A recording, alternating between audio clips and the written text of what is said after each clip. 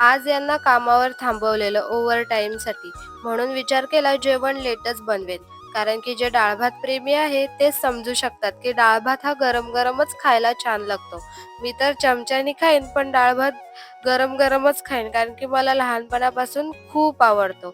इथे मी डाळ फोडणीला टाकली आणि इथे हे सुद्धा कामावरून आलेले. मस्त फ्रेश वगैरे झाले, त्यांनी अंघोळ वगैरे केली. त्यांना बोलली, "तुम्ही आंबा, काकडी कापा." ह्यांची व्हिडिओ काढत होती तिथपर्यंत जाऊन बघितलं तर गॅसच संपलेला. मग त्यांना बोलली, "जा गॅस भरून या." मग ते गॅस भरायला गेले. त्यांनी बाटला आणला, तर मागे जेव्हा बाटला भेटत नव्हता तेव्हा तरी ₹800 ला भेटलेला. आता तर डायरेक्ट ₹250 वाढवलेत, म्हणजे 1150 ला भेटला.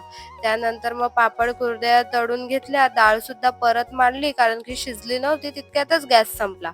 मग मस्त जेवणाची तयारी केली. आज पापड आणि पोंगे थोडे जास्त जळाले माझ्याकडून, तेल जास्त गरम झालेलं म्हणून. जेवण केलं. भेटूया उद्या.